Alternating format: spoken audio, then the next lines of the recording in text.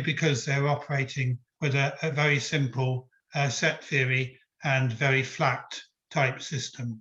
So elaborate systems of types can help. Types are now of great practical importance, but also we've got many other areas. Computer code, obviously that's functional linguistics of a special sort, but cybernetics, automated control, semiotics is very important. And I'm going to bring that in later with pragmatics, because semiotics is part of the context for pragmatics when you're trying to make it clear what particular meaning you want someone to derive from something. So that's important. And other newer areas, we've got things like anticipatory systems and legitimation code theory, which covers quite a lot of computer programming. So context for functional linguistics, really all these subjects I'm dealing with are allied to functional linguistics. None of these disciplines can be partitioned off one from another. Consequently, any treatment relating to functional linguistics needs to be treated in the context of these other disciplines. So functional linguistics is actually very important for cutting across all these different disciplines, I think.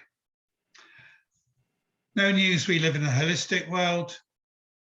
Do we have the interdisciplinary competence to deal with it and how to react to it? So I'm just going to move the, do you have to deal with it? Right. Yes, so do we have the interdisciplinary implementation needs? Yes, everything has to come down to implementation in the end.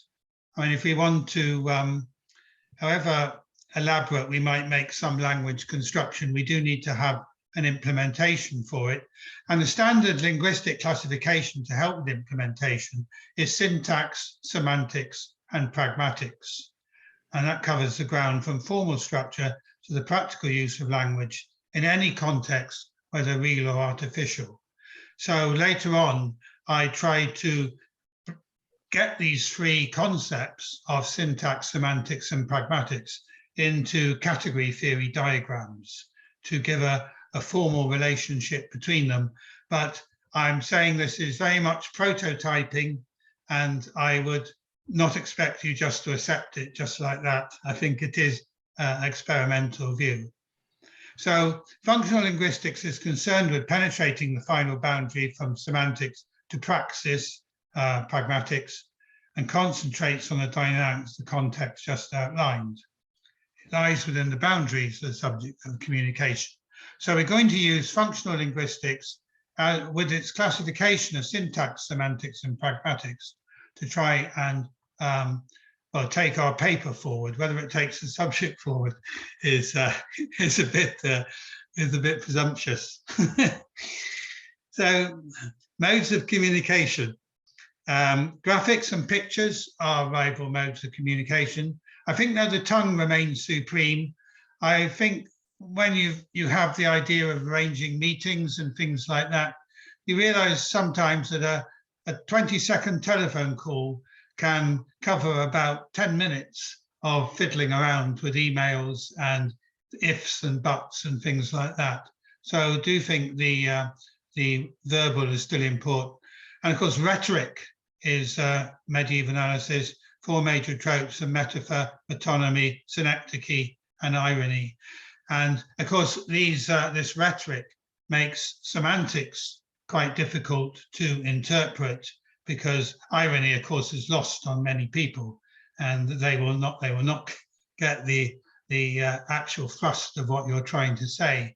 So they are all involved with the pragmatic side, and humor, of course, is the most difficult of the lot. And humor can fall horribly flat in internet because people get into a rage because they don't realize that you are putting something in a humorous way. So I think rhetoric is a very important point. So the ambit of language is very wide, and I'm not going to be able to cover it in 15 minutes, obviously, or whatever's left. And beyond the obvious, there's a whole spectrum of genre, from the melody and music to the very different chemical language of plant sociolectism in the soil. That's plant dialects in the soil. That's from my colleague, Michael Heather. I did look up the word. I'm not I'm not going to go any further in. But this is important, this next bit, because these are really qualifications on what I'm saying.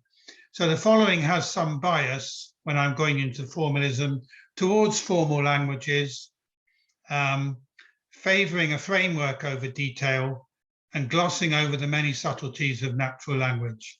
I'm a great fan of natural language. I'm not trying to belittle it, but the framework I'm developing is perhaps better for some of these formal settings. Right. So the property that we're going to consider in detail is adjointness. Adjointness is a category theory concept, though it can be used in other things. It's basically concerned with equilibrium, or a two-way relationship between two different systems, mapping between the two systems in both directions and expressing the relationship between these systems.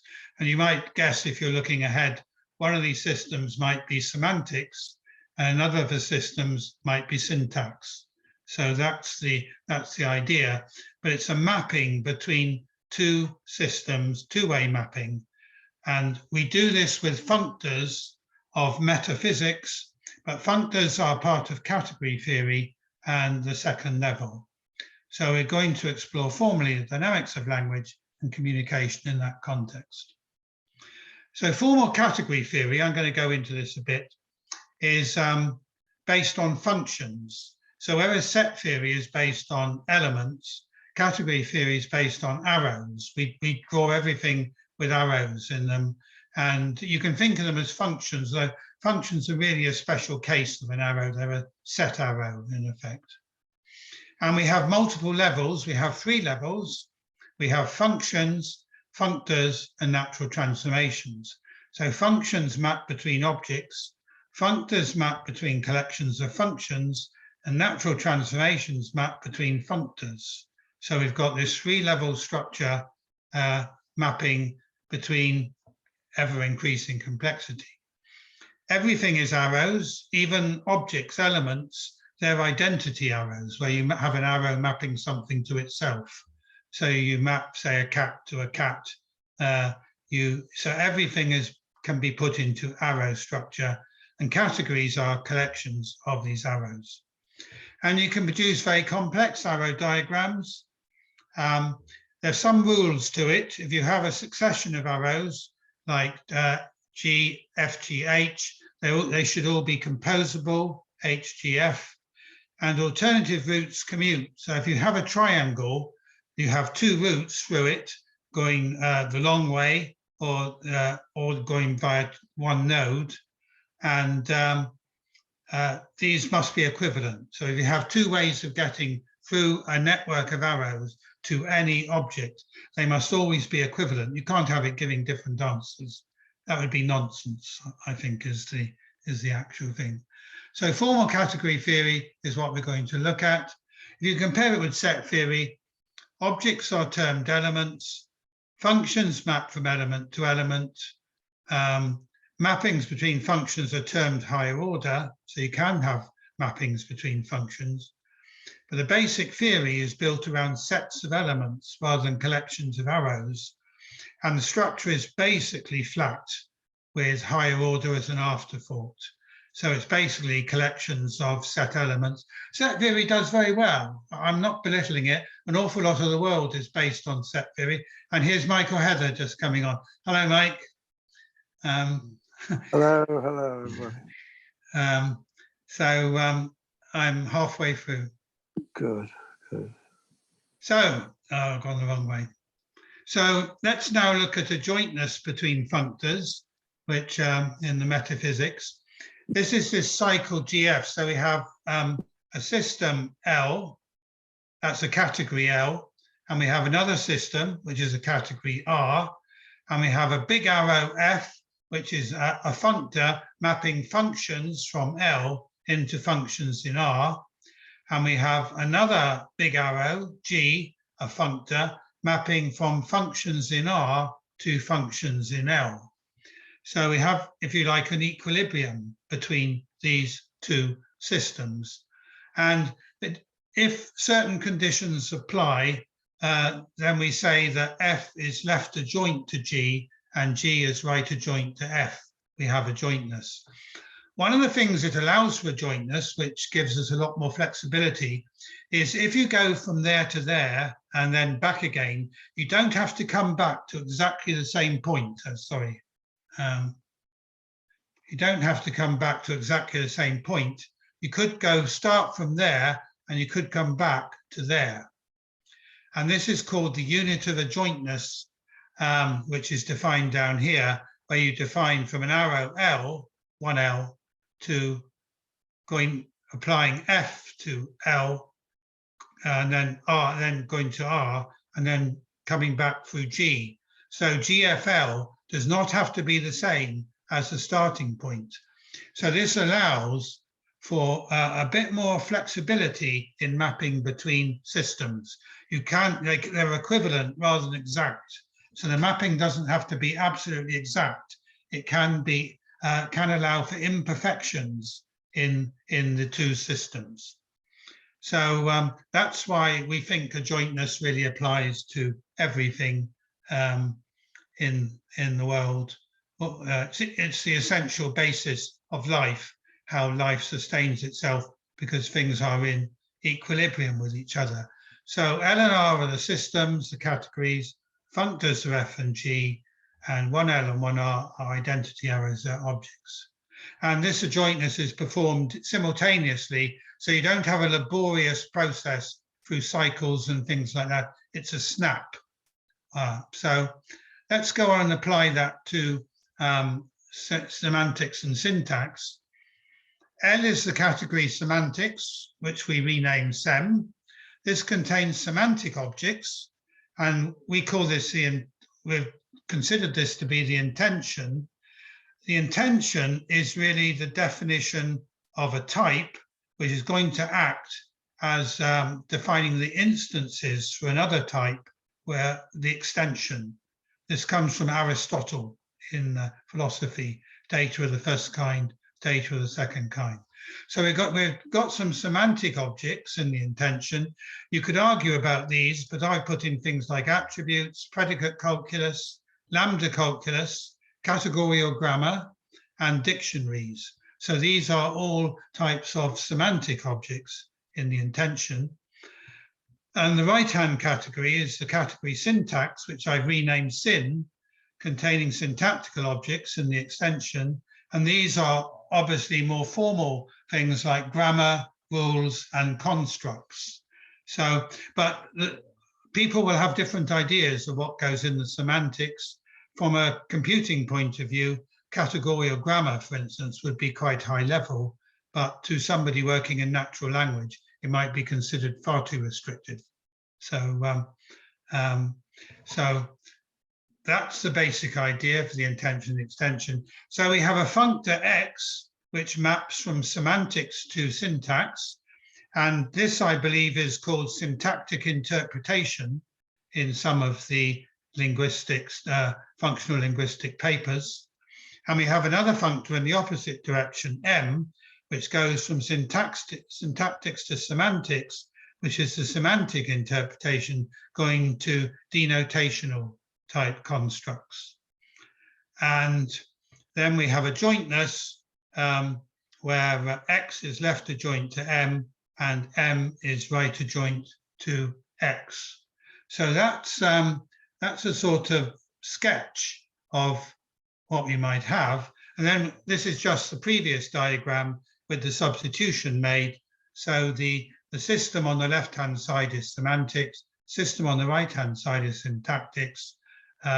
We have X, which is the syntactical interpretation, and we have M, which is the semantical interpretation. And again, they don't have to be completely precise, these mappings one-to-one. They can there can be a displacement going backwards and forwards. So these units and co-unit of adjunction are very important in real-world systems because they allow some flexibility in the mapping from being absolutely precise. So that's the basic idea for the semantics and syntax. So we're considering the syntax to be the extension for the semantics. It's not quite as clear-cut as in, say, a database, where the data values are obviously the extension for the definition of the relations. But syntax is a lower level than semantics. We would normally call the lower level the extension. Right, Nick, so that's the 5-minute warning. That's perfect. I shall finish in. Now, this is more speculative. And I have to say that my co-author hasn't approved this, but I thought I'd put it in last night to make things a bit more stimulating, how we can get pragmatics into it. So there's another construction called a pullback you can have in category theory, which is a relationship. So it does appear tempting to do this, to have a relationship between semantics and syntax in the context of a category which I've just called con. This, of course, and then the pragmatics is actually the whole diagram, but you could think of the pragmatics as being this product here of semantics and syntax in the context of a category called con. So, so that's the basic idea, to bring in the pragmatics as a pullback. So the pragmatics is a relationship of semantics with syntax in context, and that's a pullback of sem over syn in the context of the con category. And that's the actual formula there, if you like. But just to put it like that is, I think, a synecdoche, to go back to the rhetoric, because actually the pragmatics is the whole diagram and not just a part of it. So X is times, that's the product of sem and syn in the context. Times means it's all possible pairs. So the semantics times syntax is all possible pairs, and then we apply the pragmatics, the context, and reduce it to just that pair that is actually relevant to the communication we've got. The right-hand side, yes, actually includes sem and syn. So the context obviously could be language. I mean, you know, if you have language like play it straight, that could be a cricketer talking, and it would be obvious from the surrounding language, or it could be a market trader talking to his fellow trader, and there again, it would be obvious from a language. But it's obviously, of course, also sign language. It can be semiotics, it could be a thumbs up sign, it could be anger, the tone of voice, anything like that. So the context there is not just going to be a straightforward set theory element or a set theory or bit of text. It could be, it's certainly going to be a complex structure. And just to finish, I've drawn some very abstract diagrams. You can put in a lot more diagrams in these category theory diagrams. And this one includes the same diagram as before logically, but it includes now projections, inclusions, and quantifiers, which are also examples of adjointness. There's adjointness actually in this diagram, this pullback diagram, just to underline the fact. This is the existential quantifier, that's the universal quantifier, and that's the diagonal. And that one is left adjoint to that one, and that one is left adjoint to that one. So adjointness does really permeate everything. So that gives an example of what. So just to finish off, last slide. If thinking of using category theory, I think the multiple levels of arrows open up a lot more possibilities for the formalism. You get closure as well with the multiple levels, which is important. If you want to close things off, get typing, intension extension handling, expressing relationships like pullbacks, comparing heterogeneous systems. It's holistic, but it's also open at the same time through it's intuitionistic logic if we go to a topos, and it's relating functors and adjointness. So category theory enables us to rise from functional linguistics to functorial linguistics, integrating syntax, semantics, and pragmatics at the functorial level. And thank you. That concludes the talk. Do you want me to turn off my screen saving now? You can if you want. If somebody might want to go through a diagram, I'll leave it on for the moment. Yes. Does anyone have any questions for Nick and Michael?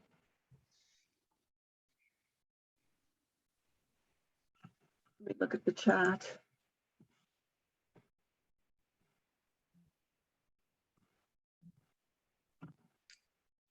Questions? And Yeah. Isaac, yes, go ahead. Yeah, thank you. Nick and Michael, thank you very much for the insightful presentation. So I'm a grammarian. I enjoyed listening to you. Although I'm not a competition, I don't know anything about computational linguistics. So I was just enjoying how you are able to map syntax to semantics to pragmatics and see how relevant our work is to computational work. But I'm curious about what are some of the applications of this kind of model in computational work. I understand it's a kind of a model or a theory, but what are the actual application you can use it, use it for in computational linguistic work?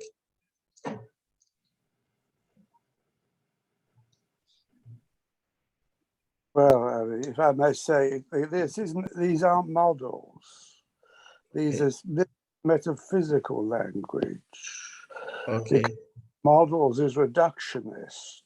The whole point about metaphysical language, which was introduced by Whitehead, is that you've gone up 2 levels. You've gone up from models up to reality, up to a higher level. And so this category theory actually is a higher level, and the universe is an instantiation of that language. So you don't lose anything, and you can everything in the world is adjoint. So language certainly is, and this is the important thing about language, of course, that it's not set theoretic. Set theoretic is local, whereas this is global. And natural language, of course, is global, whereas computer languages tend to be local. So you can use it for anything on natural language, because natural is an instantiation of it. And the important thing is that it is not arbitrary. It is objective. There are certain, you can't just make up categories. You've got to show that they're proper objects which compose, and you're controlled by the system. So what Nick has been showing are standard categories. I mean, they're not made up. They're not sort of invented. They exist universally, and it's a universal system. So you can actually use it for any linguistic activity. Okay, thank you very much. Thank you. Are there any other questions? No questions? Okay, thank you very much, Nick and Michael. Okay, pleasure. For I'll your put myself on mute now. I've said enough. You've said enough. So we're going to move on, I guess, to the next session, which will be Isaac. Maybe Isaac, you'll pronounce your last name, because I don't think I'm going to get it right. Okay, Minlaro. Minlaro. Laro. Yes. Laro. Okay, Yes. and you're going to talk about nominal groups. Okay. Yes. It's the title is quite a long one in the abstract, so this is a short version of it. Yeah, so the nominal group in Dagari. My name is Isaac Mwenlaro. Dagari is my native language. It's spoken in 3 West African countries, Ghana, Burkina Faso, and then Cote d'Ivoire. But majority of the speakers are in Ghana and Burkina Faso. This is just a cultural dance of the people who speak Dagari. The people who speak Dagari are called either Dagara or Dagaba. Okay, this is a popular cultural dance shown on the screen just opposite the title. And this dance is called Bawa. So it marks the identity of these people. Within the nominal group systems, I'm going to focus on the system of classification. And this is a follow-up on the previous publication I have done on the nominal group, but that one focusing on the system of dices, which is part of a special issue recently published by Wertz and edited by Jim Martin, Muse, and then Yegan. So this is a map, a section of Africa locating where the speakers of Dagari are.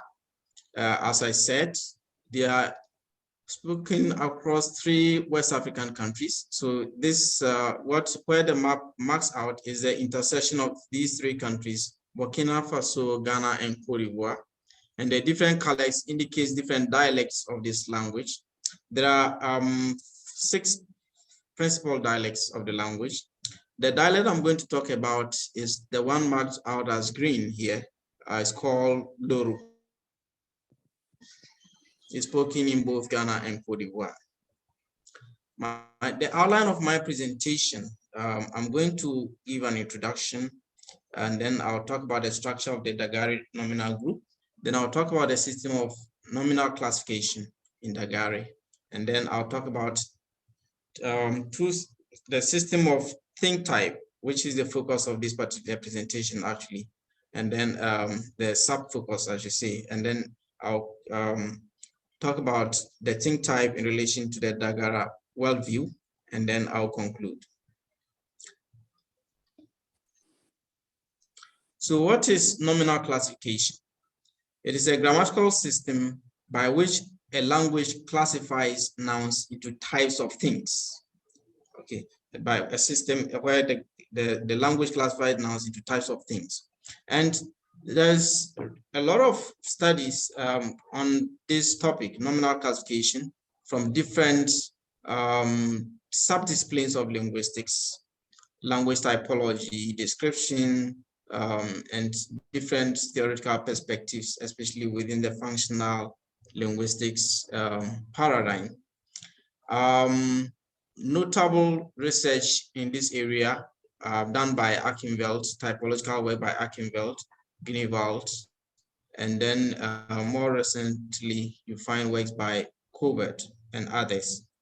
And these studies have shown that nominal classification is spread across the world, and notably we find it among Papua New Guinea languages, in Semitic languages, such as even Chinese, where we have these numeral classifiers, and then Niger-Congo languages, and Dagari is belongs to the family of Niger-Congo languages, and these Niger-Congo languages are spoken in Africa, south of the Sahara, around all the way just across the Sahara, stretching down to South Africa. And these studies have also revealed that there are different systems of nominal classification. The popular one is gender systems, which we find in many Indo-European languages. But we have these classifier systems that are not gender systems as we know them in Indo-European languages, for instance, the distinction between masculine, feminine, neuter. But look at other semantic classifications, which are known as classifier systems. And there are also languages that combine these 2 systems. So there is discussion of single versus concurrent systems so far as nominal classification is concerned. And you find Papua New Guinea languages like mean with both gender systems and classifier systems. In Dagare, research has been done since the 1980s, for instance, is talking about nominal classification. But findings are not clear. For instance, it is quite controversial in the literature, the number of classifiers or the number of classes to identify and the characteristics of each of these classes, and even more importantly, the criteria that should be used to classify nouns into classes. Ankaraba 1980 identifies, for instance, 11 classes because he used two different methods or approaches. One approach arriving at 9, another approach arriving at 11. And then Bodomo 1997 looks at identifies 10 classes in one dialect of Dagari. And recently, Abubakar does not analyze Dagari, but she analyzes 3 closely related languages, Kosal, Dabani, and Brunei, from a semantic point of view. And she tries to reclassify these classes that are already found in these languages using a semantic approach and trying to relate this to the worldview of the people. In the present study, I'm using a systemic functional approach, which combines both discourse, is discourse oriented, looking at the function of the nominal groups in discourse, but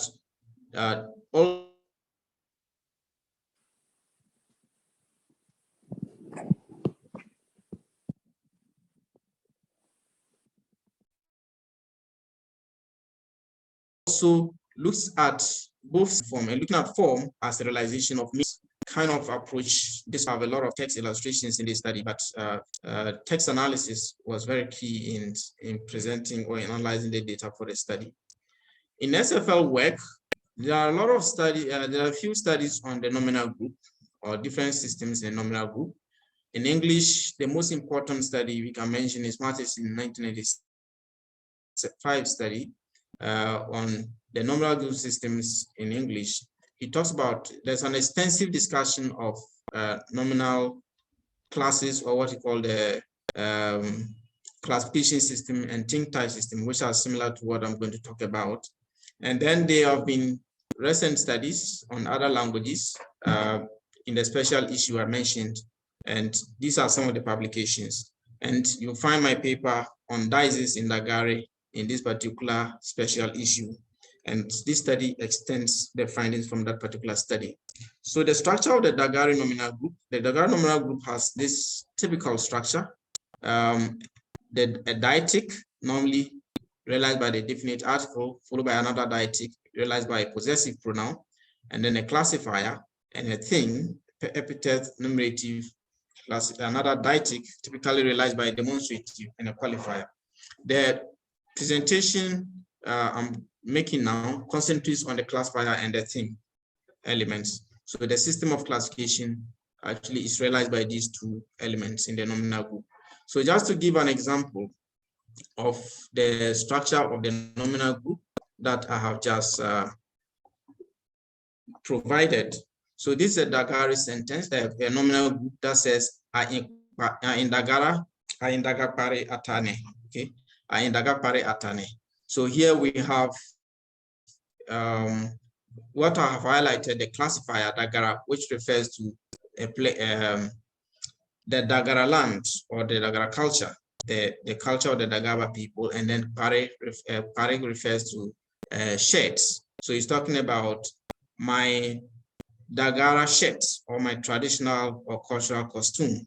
So we have a classifier, which is subclassifying the thing, identifying what type of thing or what category of shirts are we talking about. I'm talking about a cultural costume or a traditional shirt. And you will see that within the noun itself, pari, there is a morpheme, which is in, and I've glossed that as plural and classifier. This morpheme is both a number marker indicating that we are dealing with more than one, but also it is a classifier. It's telling us the type of noun we are talking about. And in this particular instance, it's saying that this noun is not human. If I'm just giving more verbs in this particular slide and illustrating further how this kind of morphemes work in the Dagari nominal group. And you'll see from this table that I have labeled class 1, class 2. These labels I picked from another author, Bodomo, 1997. And the Dagari noun morphology classifies nouns into different kinds. For instance, nouns that are plus human, so far as this table to concern, I'll extend this discussion further, but you see that they form their plural by adding a morpheme be, the ending in the third column. You see that all the words there end with b and then a. So this is typical of nouns that are classified as human. Whereas now class 2, which classifies other kind of entities or indicates different kinds of nouns, also have different morphological makeup. So this is the system of classification I'm presenting. So if you pick the system of classification, which takes its point of origin as the nominal group, we have the thing type, which is realized by the morphological form of the noun realizing the thing in the nominal group. Okay, and then we can subclassify the thing by having a classifier. Okay, and the classifier will come after the thing, typically. If we select the thing type classification, it is either designated or non-designated. So if it is designated, it is realized by either a proper noun or a pronoun. My focus in this presentation will focus on the non-designated type, which is realized by common nouns. The thing is realized by common nouns. So I'm going to discuss the categories of thing type, notably human, diminutive, and then the residue types. So if you pick the Dagari nominal, the thing, the noun realizing the thing, will indicate or will suggest to us the class of thing that we are talking about. So first, it may indicate that it is human, and further under human, it will indicate to us that it is individuated. So we recognize this class of nouns by the way they form their plural forms. They take the suffix be or me in their plural form, and semantically they represent humans conceived as discrete entities or units. So we have examples of these verbs. These nouns in the table: nebe, pobe, debe, fobe, balbe, sabe, and meme. So the plural forms are going to give us the signal of what kind of nominal class we are dealing with. Okay, the English translations are provided here. So you see that in all these examples, we are talking about a human. So the singular will indicate normally zero morpheme, but then the plural will have a morpheme, which will be the be or me morpheme. Okay, still under the human type, the noun can be classified as social class, and indicating that now we are not really just dealing with individuated humans, but we are dealing with their occupation. So if it is occupation, the suffix is realized by mene in their plural form. Okay, the singular form again is zero marked, but the plural form will be mene. And semantically, they represent humans conceived as social persons or social roles. So sa mene, that is father, ma mene, mother, na mene, chief. So looking at the chief as having a social role. Makum mene, okay, or grandmother.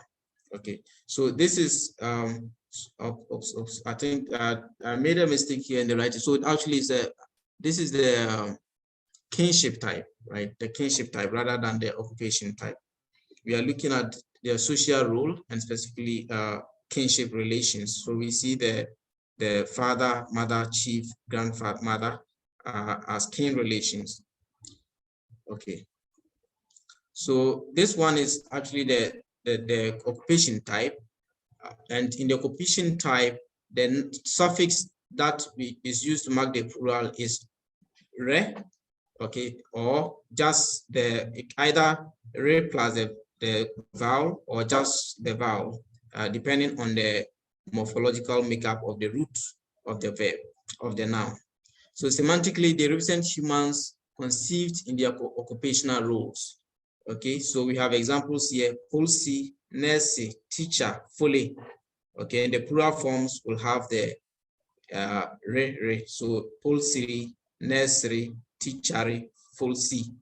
Okay, police, nurse, teacher, and Fulani. Fulani is a name of an ethnic group, but this ethnic group is also typically noted for as their job is they keep cattle. They are cattle keepers, and when the morpheme full C, the C there is used to classify this particular noun, is indicating not their ethnicity, but indicating their occupational or their typical occupational status.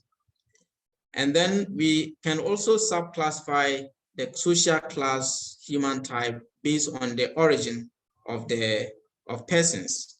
So if we are looking at origin, the noun is normally realized in the singular form by a suffix "sup," and then in the plural form by "dim." And here we are semantically conceiving humans in terms of their origin. So for instance, we can talk about Yirsup to talk about a clan member, somebody who comes from my clan, for instance, and the plural will be Yirdim, my clan members. Kole Sup, somebody coming from Kole. Kole is a village in my hometown, or Kole Dim, the plural of that, the people of Kole. So talk about Ghana, Ghana Sup, person from Ghana, and Ghana Dim, somebody, we are dealing with many people from Ghana. Okay. And then, so that is the end for the human part, the human type. But then we can also subclassify the things as diminutive. Diminutive, the suffix is normally le or bile for singular and li or bile for plural. Okay, so only a few nouns belong to this class by default. However, nouns in almost all the other classes can also take a diminutive marker. So we can reclassify nouns, for instance, in the other classes. For not all of them, but most of them can be reclassified by adding a diminutive marker. So example, the first example I have there is this is the default class for bird. So lily is bird, lily are birds, okay, indicating that it is small. And then we can have words like kole, koli, the plural. We are talking about a small bottle or a tin. Okay, bale or bali refers to puppies, and then the dog will be ba. Okay, pole is a girl, poli are girls, and then a woman will be po, for instance. Okay, deb is a man, but a boy will be devli, and if there are many, they are devli. And the same we can talk about. So I mentioned that we can reclassify other nouns from other classes by adding a diminutive marker to them. So we can talk about a teacher as teacherly or teacherly, means a very young teacher. Okay. And then the last group of thing types are what I've classified here as residue. Residue here to mean the remainder. And they are recognized by the reliance on morphophonological processes of harmony systems in realizing their plural forms. So there is no clear dedicated morpheme for this particular class, but their plural forms depends on the phonological or morphophonological structure of the root of the word. So if you look at, and these are semantically non-human participants. Okay, so they are lumped together in this language this way, and they are not subcategorized. So tier, which is tree, the plural is tero or tere. And we are choosing tero or tere. The in vowels here are obeying the principle of vowel harmony in Dagare, which says that all vowels in a word should either be pronounced with a retracted tongue root or with an advanced tongue root.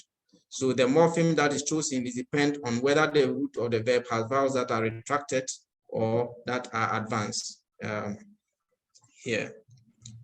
So Isaac, you have 5 more minutes. Okay, so I think I'll finish before 5 minutes. Okay. Okay.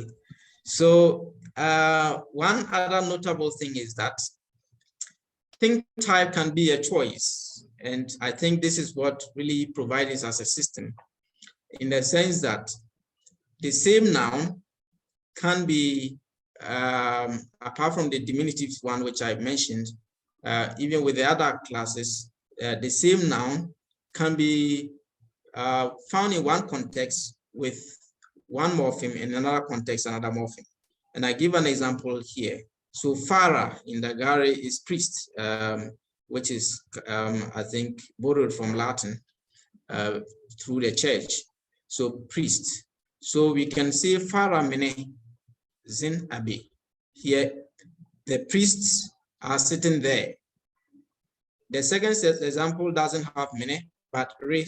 So instead of mene, we say Farah re zin abi. That is, priests are sitting there. The difference will be that in one, these priests are known to the speaker and also to the listener. They are definite in the sense that they are construed as people they are related with. Either they are from the same church, they can be from the same family, they can be from the same village. So that is why we have the definite marker there. The priests are sitting there. So for example, from our church. And then in the second example, if we use Farare, we are just highlighting their occupation. And for that matter, they are constructed as indefinite priests, whom I don't necessarily know, and whom the listener also doesn't necessarily know are sitting there. Okay, so think type is a system of the nominal group. It is when people are speaking and making choices in the think system, they construct they constitute the thing based on the kind of ideational meaning that they want to carry across to the listener. So this is the last slide before the conclusion. It says think type and the Dagara worldview interpretation. So I say that in the Dagara worldview, human participants are given a higher experiential value than other participants as valued fellows in the world of experience. Thus, more semiotic space is given to the construct of human participants, capturing different domains of experience: individuation, kinship, occupation, origin. And the residue term comprises lower level ontological entities. And these are not discretely classified. They are lumped together, and they are only classified, or they are only identified based on the morphological or morphophonological structure of the nouns that constitute them. So in conclusion, just to present a summary, I've presented the system of nominal classification in Dagare. And I said nominal classification is realized 2 ways in Dagare. First, by the thing, and by the thing, the thing will specify the thing type. And this is done morphologically. And then this can be subclassified by a classifier, which typically comes before the thing in the nominal group. And this example I introduced earlier, just to reiterate this. So in this particular nominal group, we have pare, which is a thing, and the morpheme I is classifying this as a residue type, the one that I mentioned as the residue type, typically the non-human class. And then this is subclassified again with a classifier, Dagara, indicating the kind of shirt we are talking about. Okay, cultural costume. So thank you very much. Barka in my language means thank you. All right, I'm done.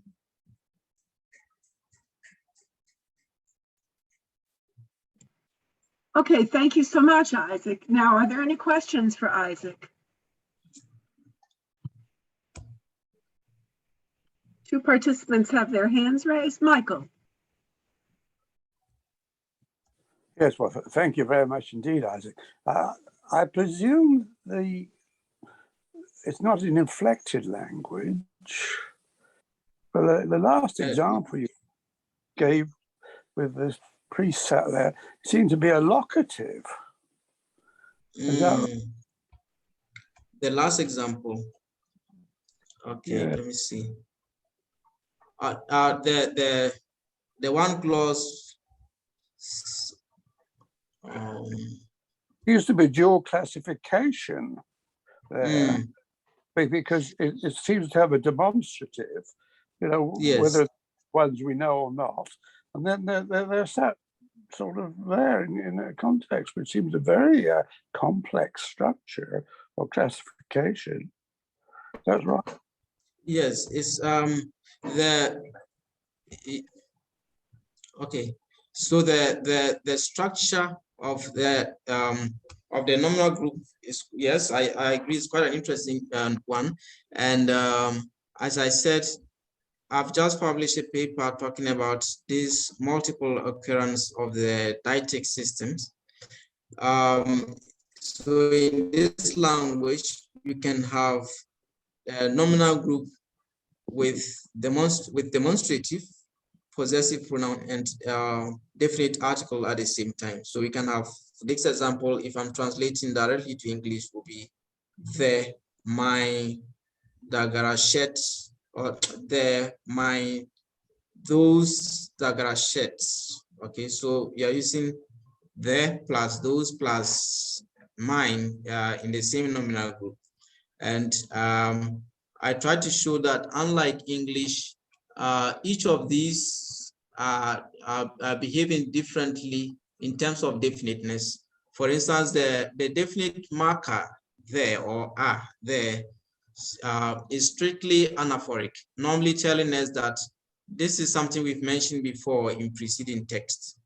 It is not, for instance, esophoric, pointing to entities in the real world, as in English can talk about the boy, something you can identify the boy in the outside world or look at the boy.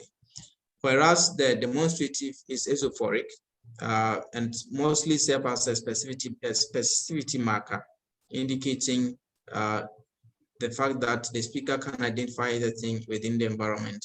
So the two kind of identity, let's say they divide the semiotic space of definiteness amongst them. And so, for instance, the meaning of what the meaning of the can do in English, for instance, is divided among these two forms in this language.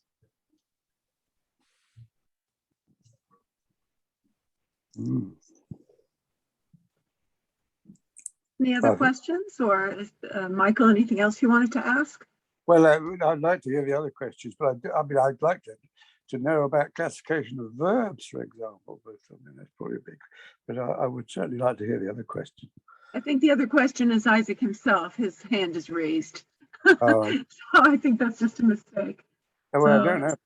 I can ask about classification of verbs. Presumably, I mean, that's an interesting, are there transitive and intransitive verbs? Are there moods? Are there tenses? Classification of time, all that sort of area. But I don't know if Isaac wants to go into that. Can you give us a quick summary, Isaac? You're muted. I lost. We have about 2 minutes. I lost connection. Oh, you lost. Yeah, so I couldn't hear the question actually. So Michael is asking just a quick summary of verbs. Are there transitive, intransitive verbs? Okay. Is it marked for tense? Okay. Yes. Yeah.